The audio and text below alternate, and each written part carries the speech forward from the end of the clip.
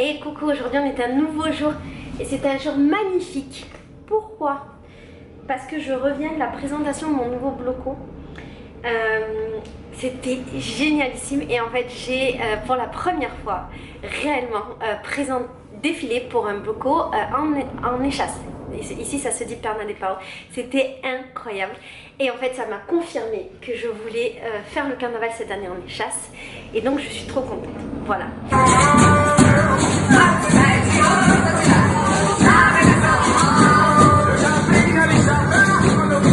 Je suis rentrée à la maison, j'étais encore toute avec mes trucs de carnaval, c'est le carnaval. Et là on est en plein hiver mec, c'est ouf. Et je me suis dit, oh je vais faire des vidéos, on s'en fout, ce sera des vidéos marrantes. Donc je sais pas si ça va être vraiment des vidéos marrantes. Je me suis dit que j'allais faire une vidéo légère et donc j'ai pris mon ordinateur pour te faire un tout sur moi. Alors si tu sais pas ce que c'est tout sur moi en fait c'est un livre qui pose plein de questions. Et en fait donc c'est un livre mais mon livre à moi il est en France donc une personne merveilleuse m'a fait les photos. Ah c'est serré. Une personne merveilleuse m'a fait les photos des questions pour que je puisse y répondre et aujourd'hui c'est ce qu'on va faire. Alors on y va. Alors je vais lire les questions et je vais répondre, ok? Quel est le problème dans le monde qui vous préoccupe le plus? Quel est le problème dans le monde qui me préoccupe le plus? Il y a plein de problèmes dans le monde qui me préoccupent beaucoup. Disons que là, le premier auquel je pense, mais c'est celui auquel je suis confrontée de fait tous les jours, non pas qui me concerne à moi, c'est le racisme, la peur de l'autre, le racisme structurel, le racisme anti-noir.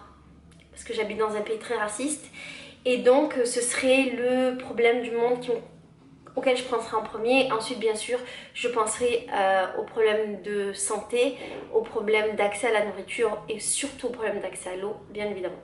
Mais voilà, le premier auquel je pense c'est ça.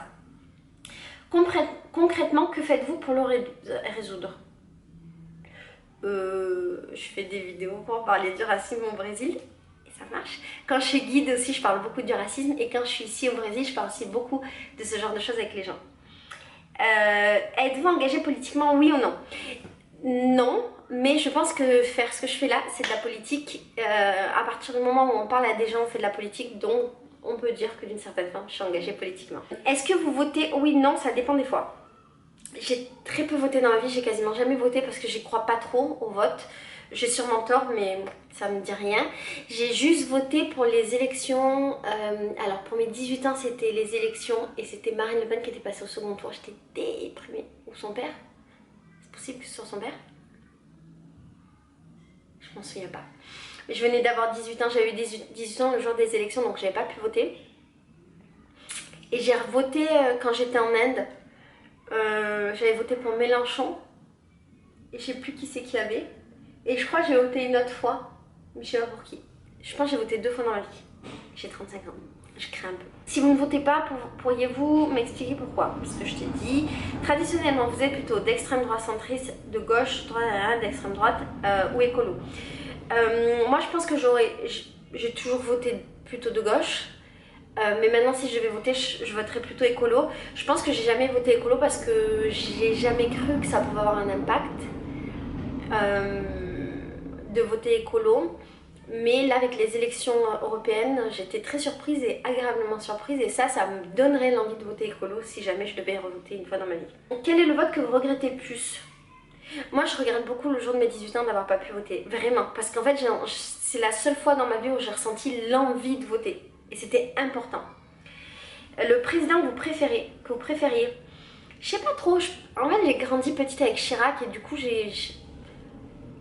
Chirac, je le voyais comme un tonton, gentil, mais je ne connaissais rien à la politique, je sais même pas ce qu'il a fait comme politique, j'y connais pas grand chose. Hollande, en fait ça m'a fait beaucoup de peine à quel point tout le monde était méchant avec lui pendant son quinquennat. Et du coup j'avais de l'affection pour lui, voilà. Par contre je sais pas trop ce qu'il a fait non plus. Le pire président que la France ait connu, pour moi c'est celui de maintenant, c'est Macron. Pourquoi? Parce que le mec qui est sorti de nulle part, il est devenu président, c'est le président des riches. C'est le bordel en France depuis qu'il est là. Je l'aime pas trop lui. Qui aimeriez-vous voir à la tête de la France un jour? Une femme. Voilà, après pas une femme, pas comme l'autre taré là du Front National. Non, une femme intelligente, noire. Ça me ferait bien plaisir, une femme intelligente noire. Et si elle pouvait être écolo, ce serait chouette. Non, là, elle aurait tout gagné. L'homme, la femme politique de votre camp que vous préférez. Je connais personne. La vérité, je connais vraiment personne. L'homme, la femme politique du camp adverse que vous détestez. Bah, la seule que je connais et que j'aime pas, c'est Marine Le Pen. Après les autres, je les connais pas. L'homme politique de votre camp que vous détestez. J'ai pas de camp. La femme politique du camp. Oh, c'est chiant. Croyez-vous encore à la politique?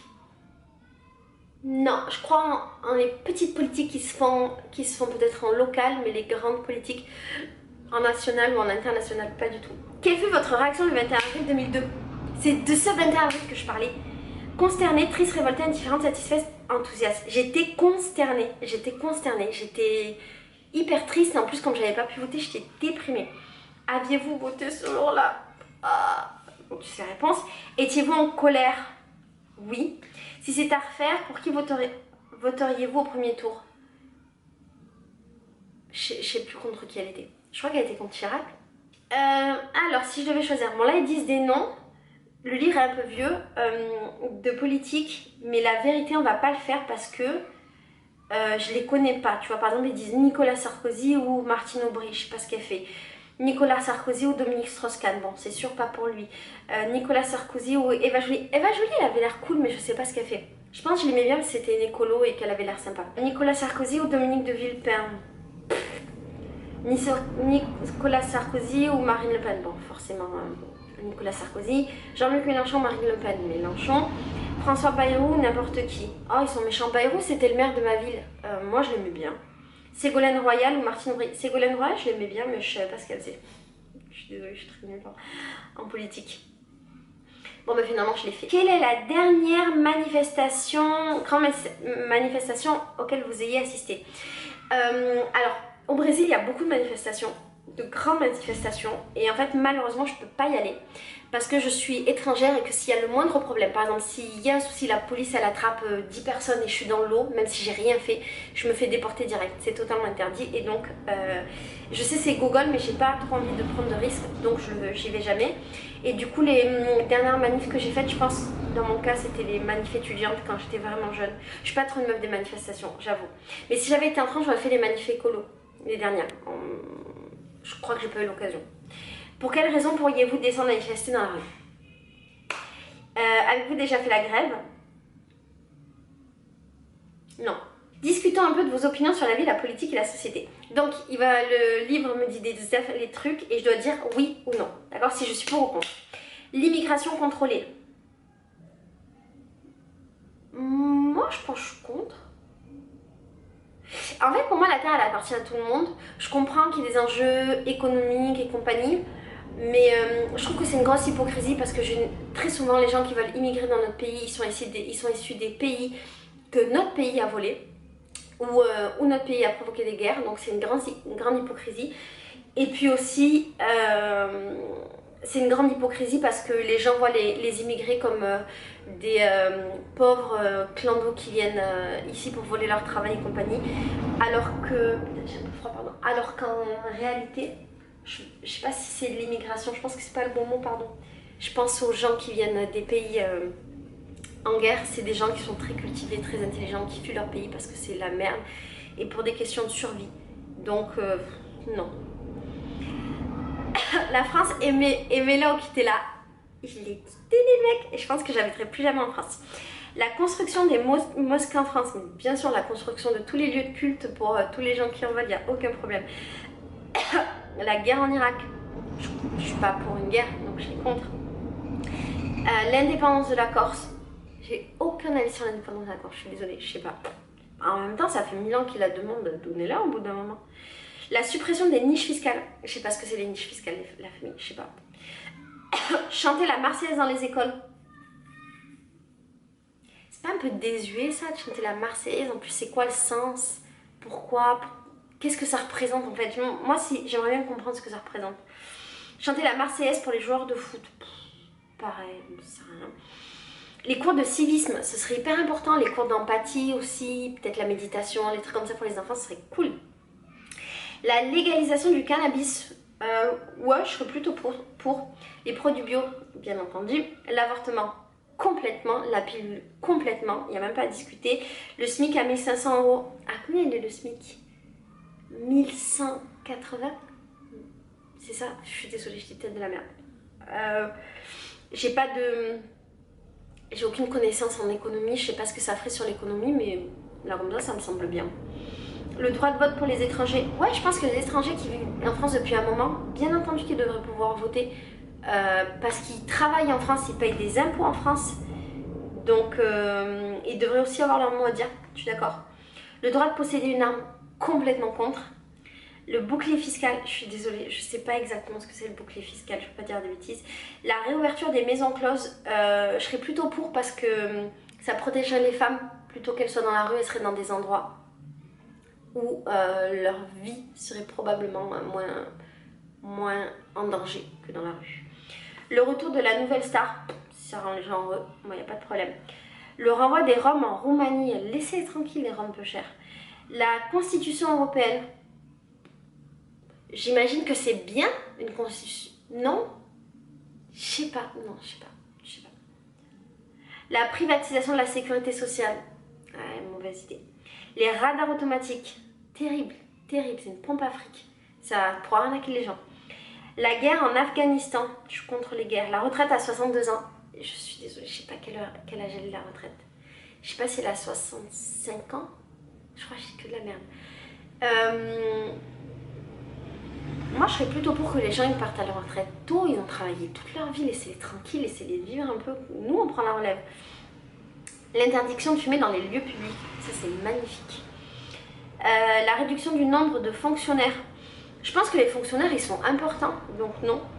Le service minimum, les jours de grève. J'imagine oui, mais comment? Je sais pas trop, peut-être par des gens qui veulent travailler et laisser les gens qui veulent faire la grève. Mais est-ce que du coup la grève elle a autant d'impact? Je sais pas trop. Secret Story, s'il y a des gens qui regardent. L'épilation pour les hommes, 6 ans de l'affaire, aucun problème. La peine de mort, totalement contre. Le mariage gay, la question ne devrait même pas se poser, complètement pour. L'euthanasie, si les gens veulent mourir à un moment donné, il faut les laisser faire. La moustache, chacun fait ce qu'il veut avec ses poils. Les soutiens-gorge push-up, chaque meuf fait ce qu'elle veut avec ses seins et où elle les met et comment elle les utilise. Les faux seins, pareil, chacun fait ce qu'il veut. La polygamie, seulement si elle est autorisée dans les deux sens. L'interdiction du voile à l'école, ah non, l'interdiction de la burqa, ça n'a aucun sens. D'interdire quoi que ce soit aux femmes à partir du moment où elles le décident. Après, ça, c'est compliqué la burqa parce que... Est-ce que... Je crois que j'ai pas trop d'avis en fait sur la question parce que ça me concerne pas. Du coup, l'interdiction du voile à l'école et l'interdiction de la burqa, la vérité, j'ai pas d'avis. Ça me concerne pas, je suis pas musulmane. Je suis d'une famille musulmane, du coup, par exemple, mes cousines, elles sont toutes... j'ai plein de cousines, beaucoup de cousines qui sont voilées. J'ai aucun problème avec le port du voile, mais vraiment, aucun problème. Et quasiment toutes les meufs que je connais qui sont voilées, pardon, elles le sont complètement de manière consentante. C'est un peu un mythe, là, ce truc de la meuf pas consentante en France qui se voile. Et non...